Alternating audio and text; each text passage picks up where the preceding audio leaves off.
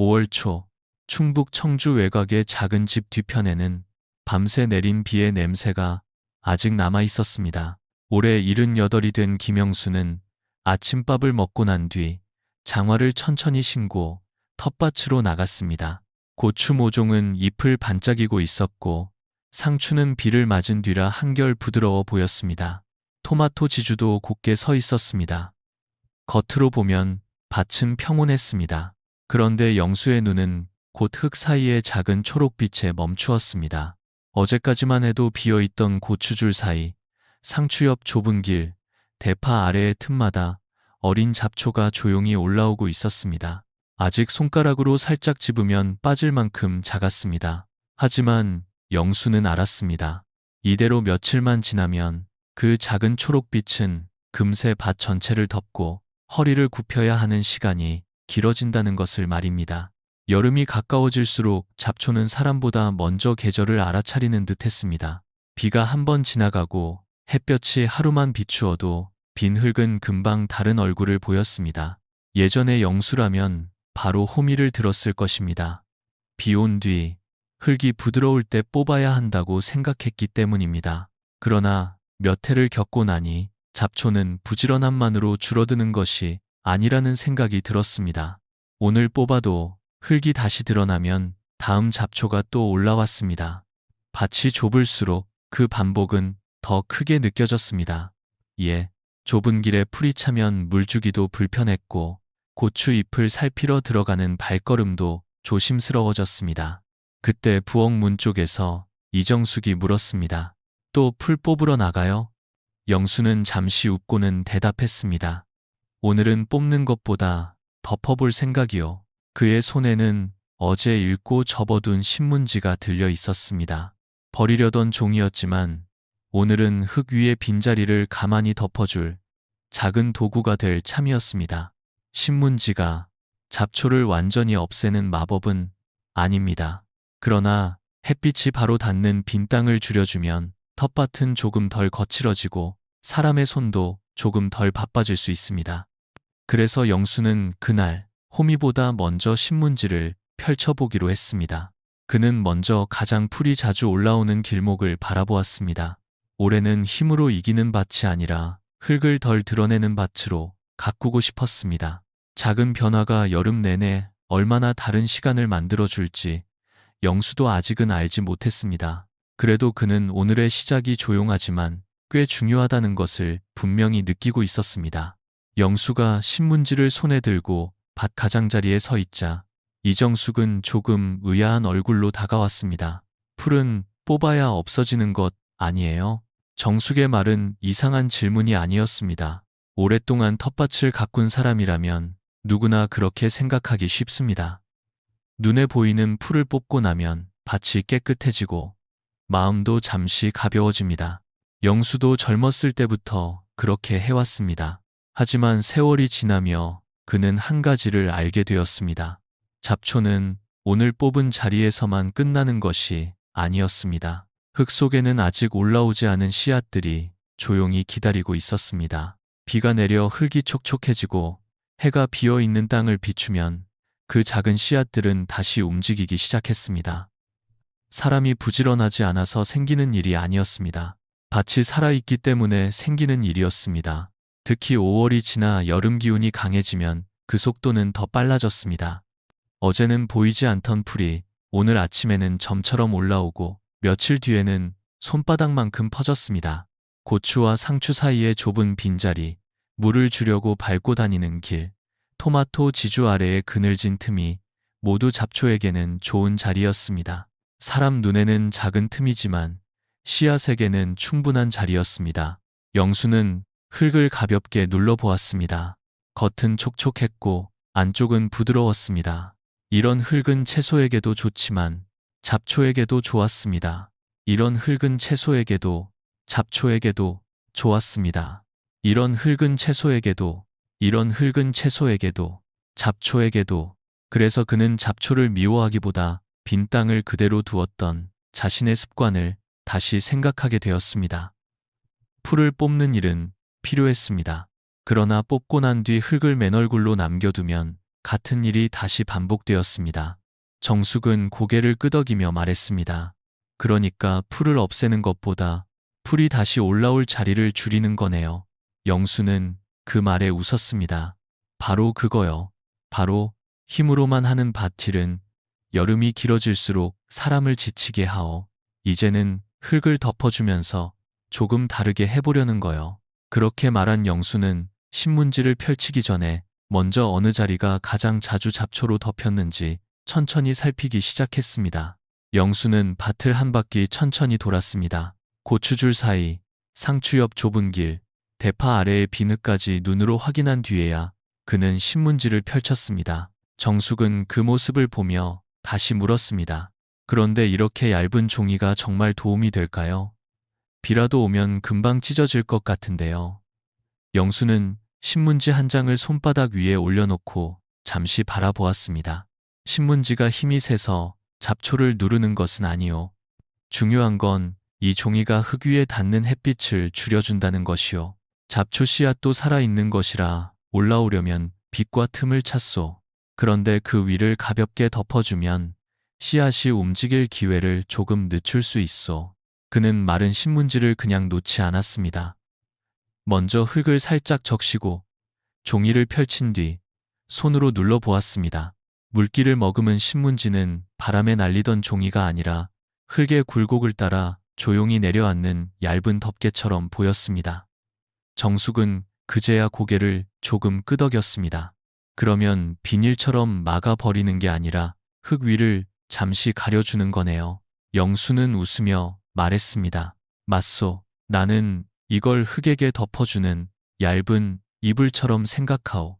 신문지는 물을 완전히 밀어내지 않았습니다. 천천히 젖고 천천히 마르며 흙과 가까워졌습니다. 물론 아무 종이나 되는 것은 아니었습니다. 영수는 반짝이는 광고지나 기름 묻은 종이는 따로 치워두었습니다. 밭에 들어갈 것은 깨끗한 보통 신문지만 골랐습니다. 작은 텃밭일수록 이런 차이가 마음을 편하게 해주었습니다. 그날 영수는 잡초를 없애겠다고 서두르지 않았습니다. 대신 흙 위의 빈자리를 어떻게 덜 드러낼지 생각했습니다. 신문지는 그 시작이었습니다. 오래 읽힌 하루의 소식이 이제는 밭에서 조용히 다른 일을 맡게 된 셈이었습니다. 신문지가 시작이라면 그 시작을 제대로 받아주는 것은 흙의 준비였습니다. 영수는 곧바로 종이를 넓게 깔지 않았습니다. 먼저 호미를 들고 밭 가장자리에 쪼그려 앉았습니다. 그렇다고 흙을 깊게 뒤집지는 않았습니다. 예전에는 잡초 뿌리까지 모두 캐내야 마음이 놓였지만 이제는 그렇게 할수록 잠자던 씨앗까지 위로 올라올 수 있다는 것을 알았습니다. 그는 키가 큰 풀만 손으로 가볍게 뽑고 아직 어린 풀은 땅 가까이에서 잘라냈습니다. 뿌리를 모두 없애겠다고 힘을 쓰기보다 위로 올라온 잎을 줄이고 그 위를 덮어 빛을 막는 쪽을 택한 것입니다. 정숙은 옆에서 그 모습을 보며 말했습니다. 예전보다 훨씬 천천히 하네요. 영수는 대답했습니다. 천천히 해야 오래 가지. 밭일도 사람 마음처럼 너무 세게 건드리면 금방 흐트러지요. 풀 정리가 끝나자 그는 물뿌리개로 흙을 적셨습니다. 물을 세게 쏟아붓지 않고 비가 다시 한번 지나가듯 천천히 뿌렸습니다. 마른 흙 위에 신문지를 바로 놓으면 바람에 들뜨고 흙과 종이 사이에 틈이 생기기 쉬웠습니다. 하지만 흙이 알맞게 젖으면 신문지가 아래로 가라앉아 훨씬 차분하게 붙었습니다. 이 작은 준비가 나중에 종이가 밀리거나 떠오르는 일을 줄여주었습니다. 그 다음 영수는 신문지를 골랐습니다. 글자가 많은 보통 신문지는 한쪽에 두고 반짝이는 광고지와 두꺼운 색지, 비닐처럼 코팅된 종이는 따로 빼냈습니다. 음식 기름이 묻었거나 냄새가 나는 종이도 밭에는 쓰지 않았습니다. 텃밭은 가족이 먹을 채소가 자라는 곳이니 재료를 고르는 마음도 부엌에서 식재료를 고르는 마음과 다르지 않았습니다. 준비를 마친 뒤 영수는 가장 먼저 고추줄 사이에 좁은 길을 바라보았습니다. 그곳은 매년 잡초가 빨리 올라오고 사람이 자주 밟아 흙이 쉽게 드러나는 자리였습니다. 이제 흙은 젖어 있었고 신문지도 준비되어 있었습니다. 남은 일은 빈자리를 무리 없이 덮어주는 것이었습니다. 흙은 알맞게 젖어 있었고 신문지는 손닿기 좋은 곳에 가지런히 놓여 있었습니다. 영수는 먼저 고추줄 사이의 좁은 길에 신문지를 펼쳤습니다. 한 장만 얇게 놓지 않고 몇 장을 겹쳐 빛이 쉽게 스며들지 않도록 했습니다. 그렇다고 너무 두껍게 쌓지도 않았습니다. 흙도 숨을 쉬어야 한다는 생각이 있었기 때문입니다. 그는 신문지와 신문지가 만나는 부분을 조금씩 겹쳐 놓았습니다. 작은 틈이라도 그대로 두면 그 사이로 햇빛이 내려가고 잡초는 그 틈을 놓치지 않았습니다. 정숙은 옆에서 종이 끝을 잡아주었습니다. 두 사람이 함께하니 바람에 날리던 신문지도 훨씬 얌전해졌습니다. 영수는 손바닥으로 종이를 눌러 흙의 모양에 맞추고 물뿌리개로 다시 한번 가볍게 적셨습니다. 그때 담장 너머로 박철수가 고개를 내밀었습니다. 김 형님, 지금 밭에서 신문을 읽는 거요. 밭일을 하는 거요. 영수는 웃으며 대답했습니다. 오늘 신문은 내가 읽는 게 아니요. 흙이 천천히 읽게 두는 거요. 철수는 어이없다는 듯 웃었지만 눈은 계속 신문지 깔린 길을 바라보고 있었습니다. 영수는 고추와 토마토의 줄기 가까이는 조금 비워 두었습니다. 종이를 바짝 붙이면 비 온 뒤 그 자리가 오래 젖어 있을 수 있었기 때문입니다. 가지나 오이처럼 줄기가 굵어지는 작물 주변도 마찬가지였습니다. 덮어야 할 곳은 빈 흙이었지 숨 쉬어야 할 줄기 밑동이 아니었습니다. 길 쪽은 조금 단단히 덮고 작물 가까이는 여유를 두었습니다. 그렇게 하니 텃밭은 갑자기 깔끔해 보였습니다. 영수는 그 모습을 보고 말했습니다. 잡초를 이기려고만 하면 끝이 없소. 길을 먼저 정리해주면 밭도 사람도 훨씬 편해지요. 신문지를 깔고 물까지 뿌리고 나니 밭의 길은 한결 차분해 보였습니다. 하지만 영수는 거기서 멈추지 않았습니다. 젖은 신문지를 그대로 햇볕 아래 두면 쉽게 마르고 바람이 강한 날에는 가장자리가 들릴 수 있었습니다. 그래서 그는 마당 한쪽에 모아두었던 마른 낙엽과 왕겨를 조금씩 가져왔습니다. 오래된 엿집도 짧게 잘라 한 줌씩 준비했습니다. 정숙이 물었습니다. 이것까지 덮어야 해요? 영수는 고개를 끄덕였습니다. 신문지가 흙을 덮는 첫 이불이라면 이건 그 위에 덮는 가벼운 겉이불 같은 것이요. 영수는 보기에도 좋고 종이가 너무 빨리 마르는 것도 막아주오. 그는 신문지 위에 낙엽과 왕겨를 얇게 흩뿌렸습니다. 두껍게 쌓아 올리지 않았습니다. 특히 비가 고이기 쉬운 낮은 자리에는 더 조심했습니다. 곧 장마가 오면 밭은 생각보다 오래 젖어 있을 수 있었습니다. 잡초를 줄이겠다고 너무 두껍게 덮었다가 흙이 답답해지면 고추와 토마토에게도 좋지 않았습니다. 덮개는 흙을 숨막히게 하는 뚜껑이 아니라 햇빛을 부드럽게 가려주는 그늘이어야 했습니다. 박철수는 담장 너머에서 왕겨를 바라보며 말했습니다. 그럼 우리 집에 남은 우드칩도 써도 되겠네요. 영수는 웃으며 대답했습니다. 깨끗하고 냄새가 이상하지 않으면 조금씩 써보시오. 대신 처음부터 욕심내지 말고 비 온 뒤에 물이 잘 빠지는지 꼭 봐야 하오. 그 말처럼 중요한 것은 한 번 깔고 끝내는 일이 아니었습니다. 큰 비가 지나간 뒤에는 신문지가 밀리지 않았는지, 낙엽이 한쪽으로 몰리지 않았는지, 고추 밑동이 너무 젖어 있지 않은지 살펴야 했습니다. 영수는 밭일이란 결국 덮어주고 기다리고 다시 살피는 일이라고 생각했습니다. 그렇게 신문지와 낙엽이 자리를 잡자 작은 텃밭은 전보다 훨씬 안정된 얼굴을 하고 있었습니다. 신문지 위에 낙엽과 왕겨가 얇게 내려앉아 영수는 한 걸음 물러서서 밭을 바라보았습니다. 아침에만 해도 군데군데 빈 흙이 드러나 있었고 그 사이로 어린 잡초가 고개를 내밀고 있었습니다. 그런데 이제는 길이 차분해지고 고추와 상추 사이의 빈자리가 한결 부드럽게 정리되어 보였습니다. 밭이 갑자기 완벽해진 것은 아니었습니다. 그래도 덜 어수선했고 사람의 발이 지나갈 자리도 분명해졌습니다. 영수는 정숙에게 말했습니다. 신문지가 모든 풀을 없애주는 것은 아니요.